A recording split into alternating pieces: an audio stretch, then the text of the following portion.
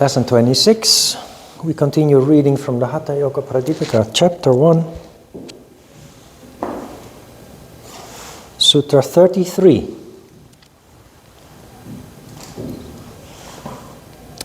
The asanas propounded by Shiva are 84 in number. Of those I shall describe 4, which are the quintessence. Something special is happening here. There was an introduction of asana from Sutra 18 until 32. Those sutras were supported by Vasishtha and Machendra, but now he says the asana propounded by Shiva. Shiva is, of course, higher than Vasishtha and Machendra. Shiva is God. Those propounded by Shiva are 84 in number. But he will only describe 4 of them, 4 out of the 84, which are the quintessence, which are the most consequential, the most effective, most powerful.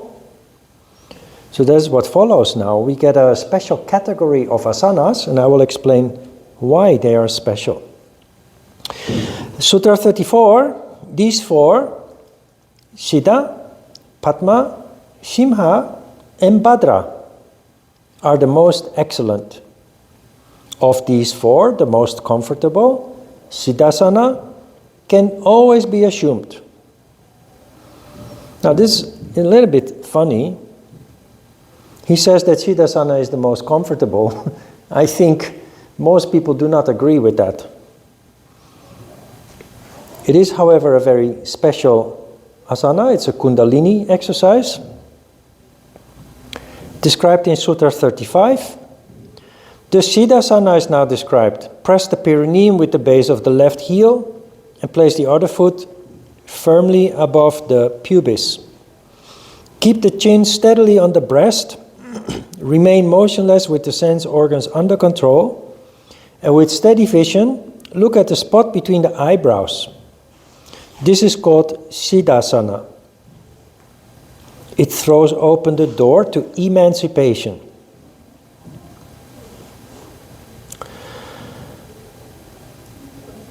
The second half of the sutra makes clear that this is not just a physical posture.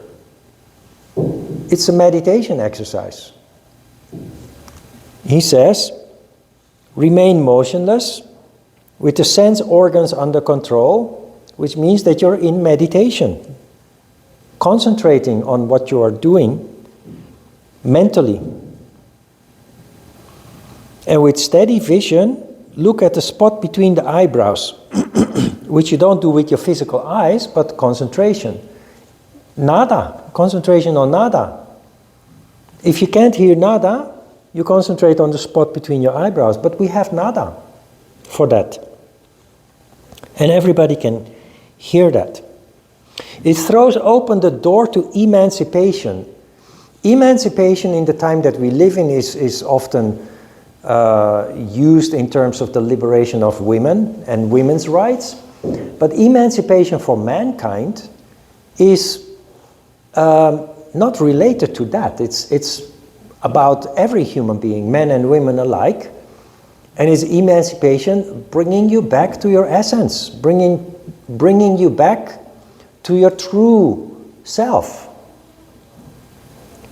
We talked about this a couple of times before. It is that from the moment that we are born, we are polluted by the impressions and identifications that we receive through our upbringing, our education, our culture, etc.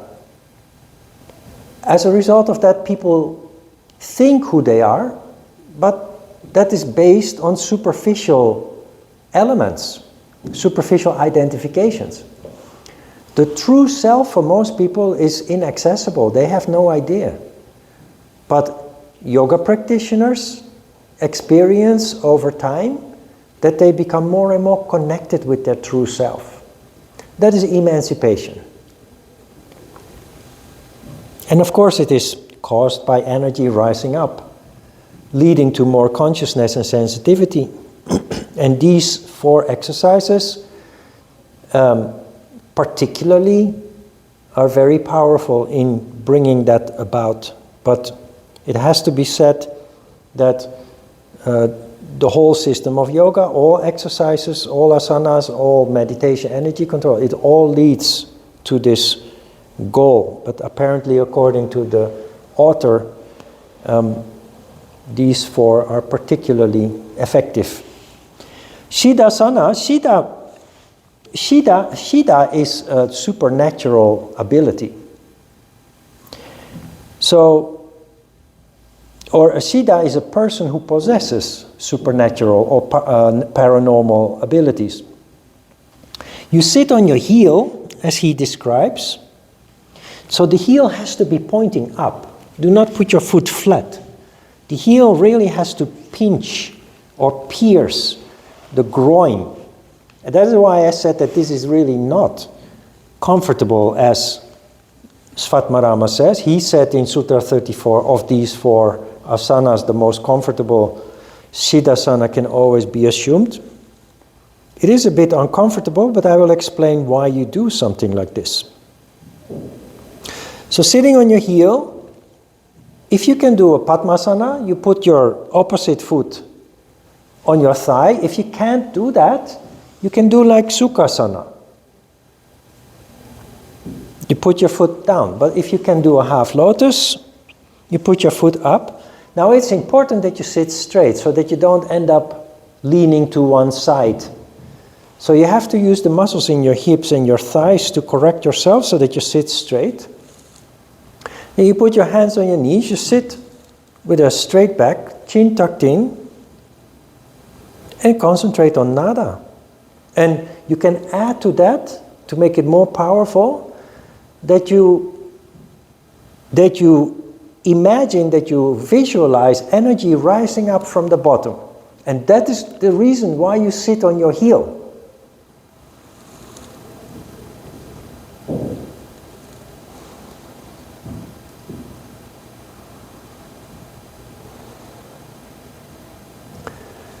Surya Bindu, which is the entrance of Shakti energy and also Kundalini, is located in the center of Muladhara Chakra.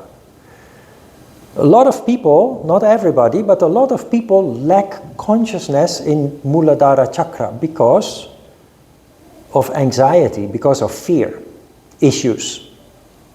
So a lot of people have a blockage of the energy flow there. The reason why you sit on your heel is that it forces you, the discomfort of sitting on your heel forces consciousness of Muladhara Chakra. You cannot ignore it anymore, even if you try.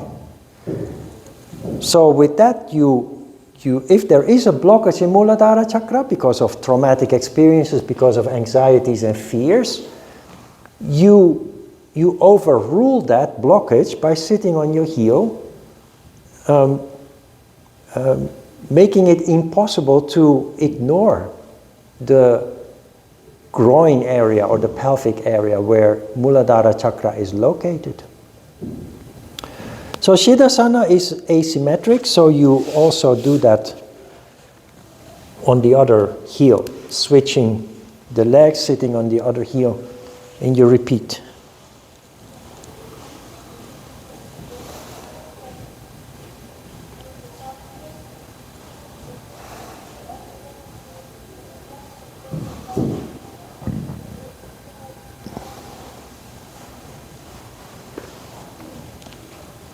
Then Siddhasana is very similar to Mahamudra, which is one of the mudra exercises, which mudra is more powerful than pranayama.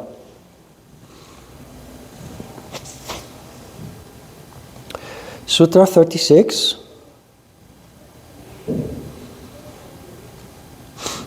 According to another view, placing the left ankle above the pubis and keeping the other ankle above it is Siddhasana. So that is the switching of the legs. 37, some say this is Siddhasana. Others know it as Vajrasana. Some call it Muktasana, and others speak of it as Guptasana. Now, why would he do this? For people who do not speak Sanskrit or Indian, who do not know the language, this sutra doesn't have much meaning. Although in modern times with Google search, you can very easily look up what this means, and that is important. Because with this sutra, he tries to underline the special qualities of this pose, Siddhasana. Because Siddha is a person who possesses supernatural and paranormal abilities, which is assuming that Siddhasana leads to supernatural paranormal abilities. Vajra is a flash of lightning. So it's referring to a very powerful energy boost, a flash of lightning. Then you have Muktasana. And Muktasana means liberation. Mukta means liberated. So it is implying that Siddhasana leads to liberation. Not only Siddhasana does that, yoga in general does that, frankly speaking. But then again, Svatmarama is trying to find the special qualities of the poses he is presenting. It leads to liberation. And he's mentioning this in Sutra 37 to underscore how powerful, how important these poses are. A Gupta means protector or protection. So, protection of what? Protection in a sense that you become stronger, healthier, protection against the environment, disease, etc. But also protection against ignorance, for example, which is widespread in society. Now, in the previous section of asanas, most asanas were described by one sutra. The ones that were a little bit more special were described with 2 sutras. Here you see that he is dedicating many sutras to just one asana. Sutra 38 continues. The Siddhas know that as among yamas, a moderate diet is the most important, and among niyamas, harmlessness. So among all asanas is the Siddhasana. So with this sutra, he is telling us Siddhasana is the most important of all asanas. Sutra 39, of the 84 postures of Shiva, one should always practice Siddhasana. It purifies the 72,000 nadis. So we have learned about Ida and Pingala and Sushumna Nadi, which seems that there are only 3 energy channels, but that is symbolical. Any Korean traditional doctor or Chinese traditional medicine doctor know that there are 72 or approximately 72,000 nadis or energy channels. Boosting energy, increasing energy, leads to a purification of the nadis. You are also doing this in Nadi Shuddhana Pranayama.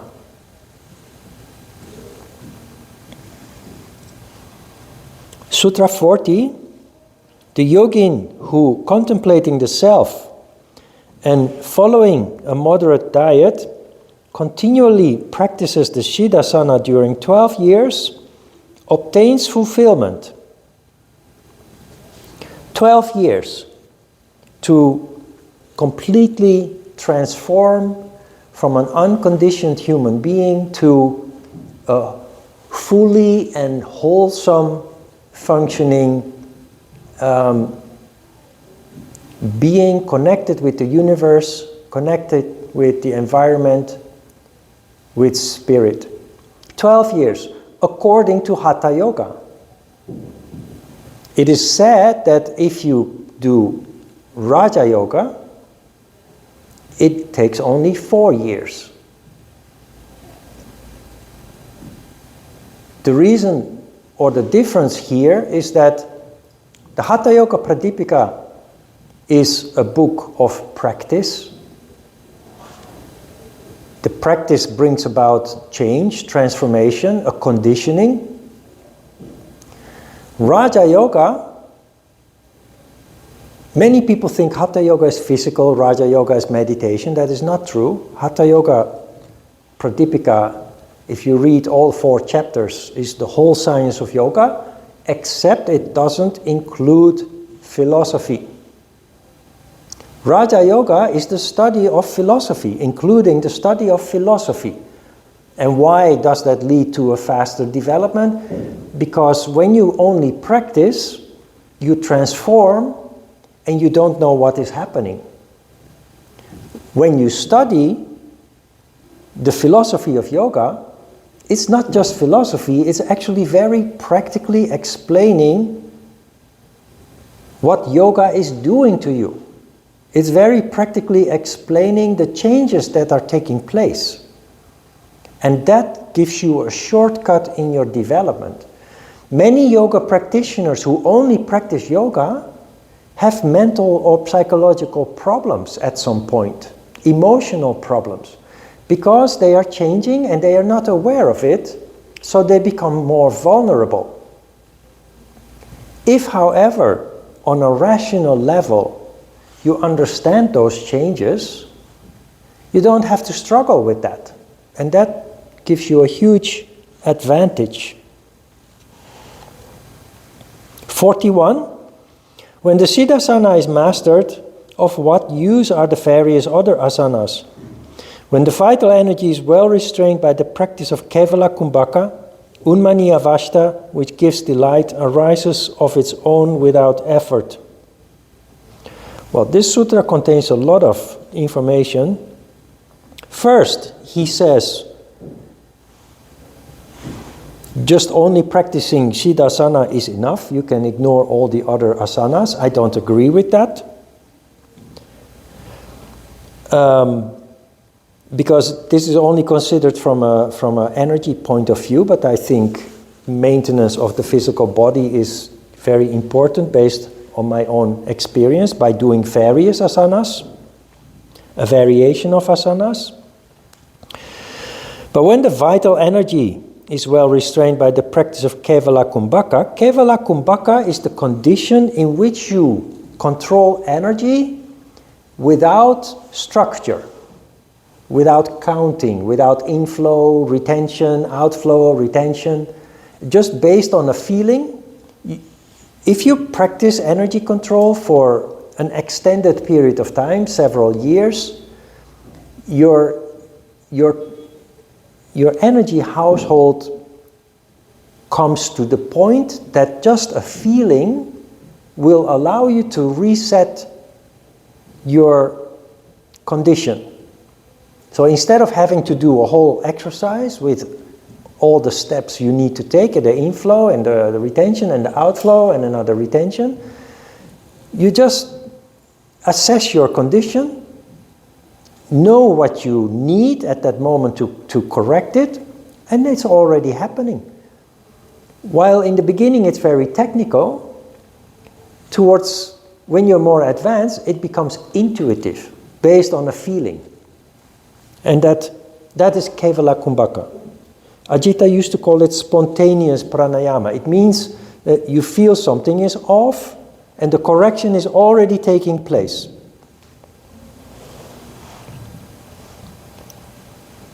This is a promise that if you practice yoga for extended period of time, your condition is permanently changed. Unmani avashta, that is the condition in which you are functioning in the crown chakra. Once you have reconditioned yourself, conditioned yourself on the path of spiritual practice, it doesn't have to be yoga exclusively, there are many other forms that achieve the same objective, opening up of the crown chakra. Once the crown chakra has opened, it's not something that you can close again. Of course, if your condition is not so good, your energy household is not so optimal, the functioning of the crown chakra can diminish, but your increased consciousness, increased sensitivity, that will never disappear anymore once you have conditioned it, once you have opened it.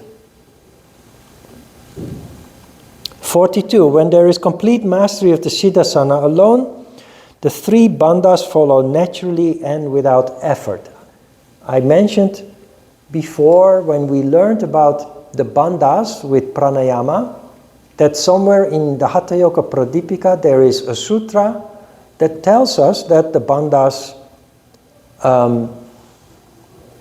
occur spontaneously. This is that sutra. All you have to do is sit straight, and like you described after your meditation in the first session, all you have to do is sit straight, and it's already happening before you realize. 43. There's no asana like the Siddha, no kumbhaka like Kevala, no mudra like the Kechari, and no laya like that of the inner sound, nada. So interesting, nada is mentioned again, and it is put into a category of the most important aspects of your development. Siddhasana, very important, or the most consequential asana. Kevala kumbhaka, which I just explained, spontaneous pranayama, or the ability to intuitively correct your condition, is the highest form of energy control beyond pranayama and mudra. Mudra is then mentioned like Kechari mudra. Kechari mudra, there are three different kinds of mudra. The first category of mudra is Shakti energy stimulation, Kundalini. The second kind of mudra is attitude. Controlling your attitude, stay calm and controlled in a difficult situation, in difficult, uncomfortable circumstances. The third category is, of course, mudra where you focus on Shiva energy.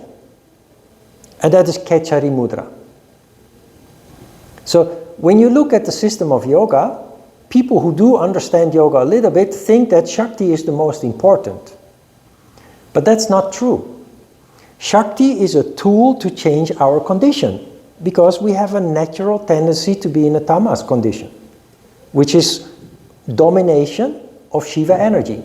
That is a natural phenomenon in the universe, and thus also in the human being.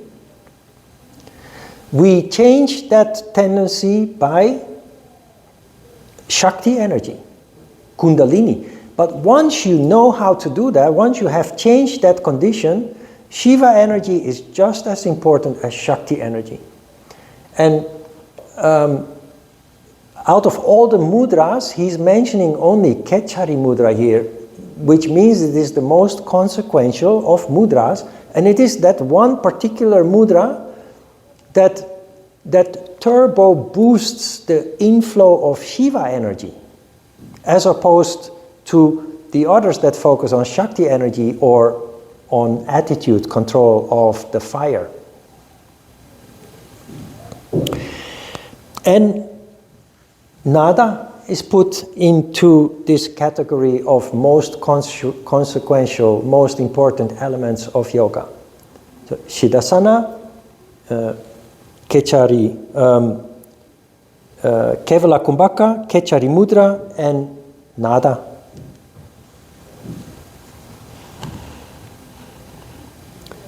So these were like 10 sutras to describe only Siddhasana. That's a lot of sutras indicating the importance of Siddhasana. So now we go to the next asana propounded by Shiva, described in Sutra 44. Then the Padmasana is described. Place the right foot on the left thigh and the left foot on the right thigh. Cross the hands behind the back and firmly take hold of the toes. Place the chin on the breast and look at the tip of the nose. This is called Padmasana. It destroys the diseases of the self-restraint. Now, Padmasana is the ultimate meditation pose.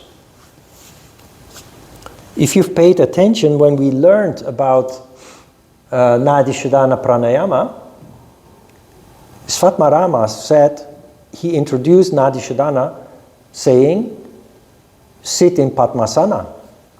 We didn't do that because most people are uncomfortable in Padmasana. And when you become uncomfortable, it becomes distracting.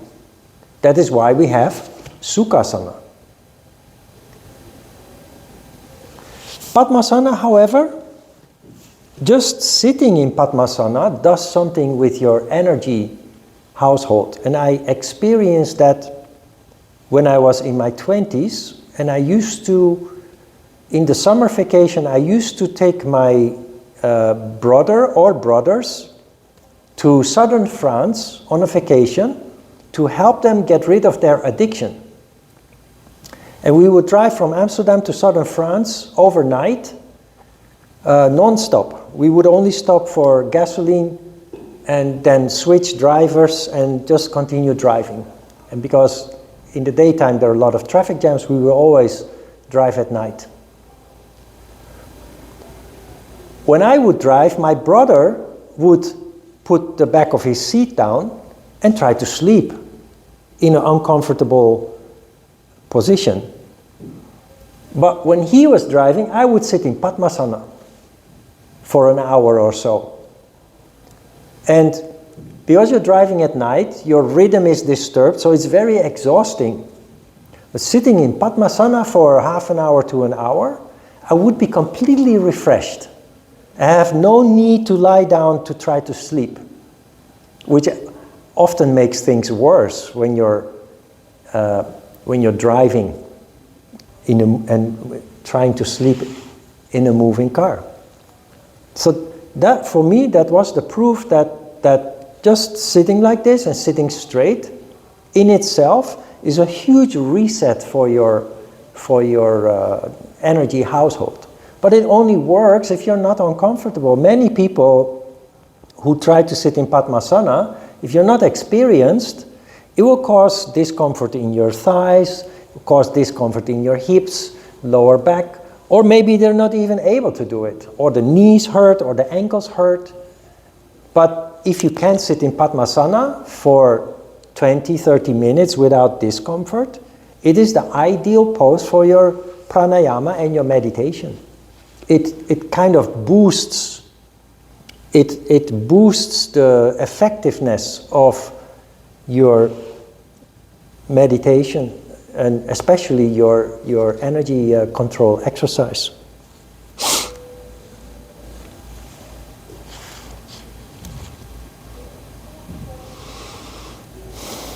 What is described here actually is not in line with the drawing. Actually, what is described is Baddha Padma. Baddha means restrained. Then you put your hands around your back and you grab your toes, your feet. So I used to be able to do that when I was a lot skinnier, but I can't do that anymore. Maybe you can if you have to start with one. Once you have one foot, you can then try Yeah, to grab your... with a little bit of help, I think you might actually be able to do it, because you don't have so much samgyeopsal around your waist. Yeah.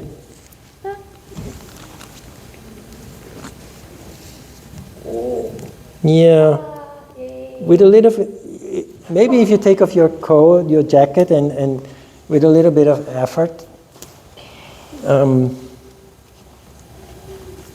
bring this one around the outside. First hold your foot. Hold your foot. Then relax your shoulder. Make some room. Pain? Sorry. Okay. Now just leave it then. Okay. But you get the idea.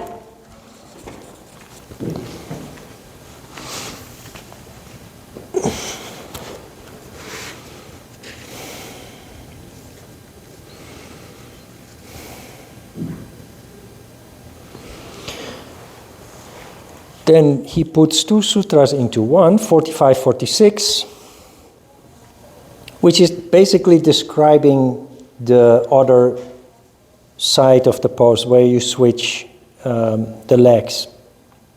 Another view, place the feet with effort, soles up, on the opposite thighs, and place the hands, palms facing upwards, between the thighs. Direct the eyes to the tip of the nose, which indicates it is a meditation exercise, like Siddha.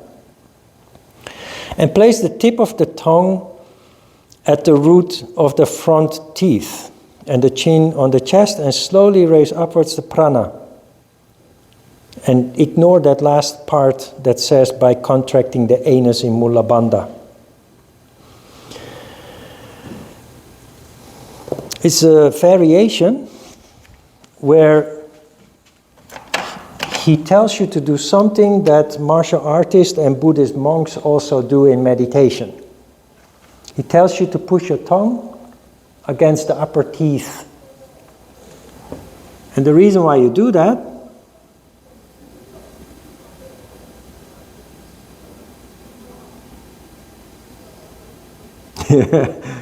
this is a head, and this is a nose, and this is a mouth.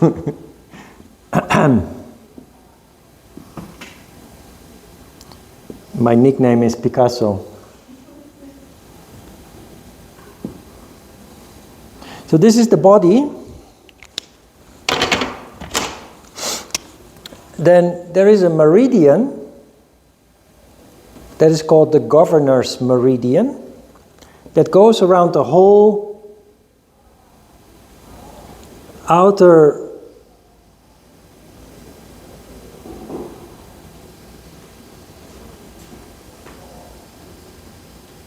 of the upper body, the outer boundaries of the upper body. However, it is interrupted by the mouth. So it goes from here, from the chin, to the upper jaw. So there's kind of an interruption of the energy flow in the governor's meridian, which you connect, which Buddhists and martial artists connect by pushing their tongue against the against the palate. So this is a sort of phenomenon that most people will never feel that something changes as a result of this, but this is how it works. This is what he means by pushing the tongue against the front teeth. It's a meditation exercise also. Meditation exercise that leads to energy boost or energy control. And 47, which I think is the last one.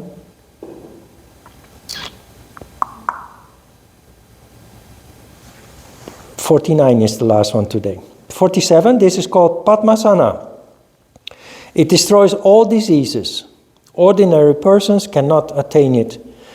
Only the intelligent on the earth attain it. Now this was written in a time that the world was a very different place. There are now many intelligent people because of compulsory education who are not able to do this, of course. And that is really, it's not related to that kind of intelligence.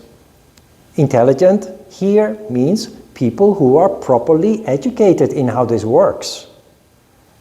So a layman, just anybody who is doing yoga maybe based on teachings from a fake teacher or from a book, you'll not be able to do this if you don't learn this properly from an initiated teacher. That is what intelligent means here. 48. Assuming well the Padmasana with the palms one upon the other, fix the chin firmly on the breast, on the chest, and contemplating Brahman in the mind, repeatedly raise the apana upwards and bring the prana just drawn in downwards. We have seen this before, and I have explained this with the heart chakra, with the Star of David, where you're not only focusing on Shakti rising, but Shakti, when it is met by an appropriate amount of Shiva and balancing out at the level of the heart chakra, leads to the highest developmental stage in yoga, which is Ananda or bliss, unconditional love. And the heart is the representative of the crown chakra. So the crown chakra is the highest goal in yoga, but the crown chakra manifests through the heart.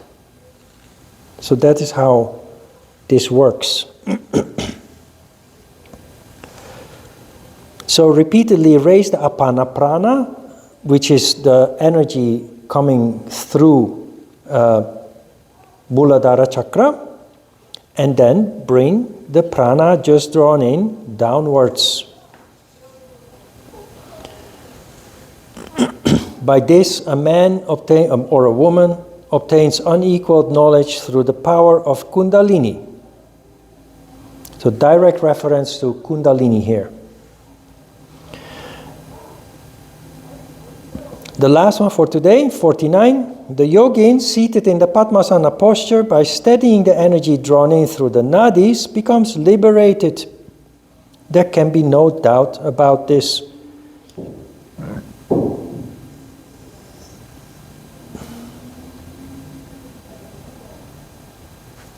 So,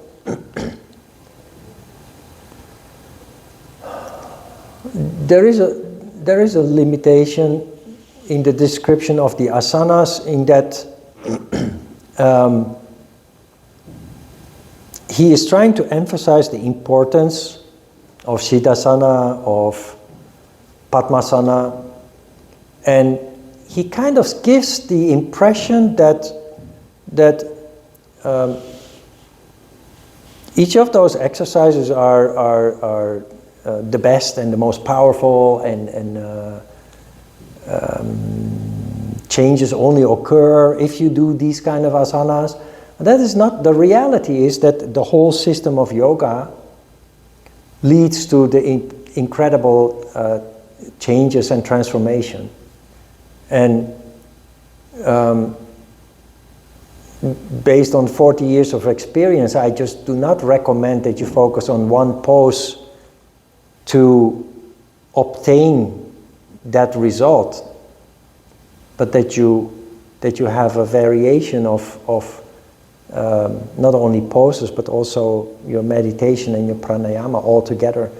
And together, that is a very powerful package leading to the changes that he, in this case,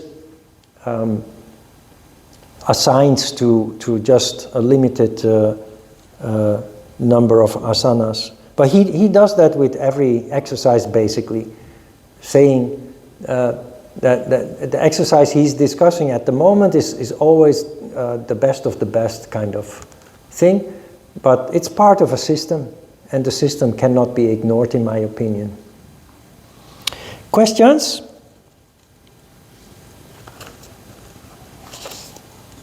Then let's have a quick break, a short break. And we can start with asana.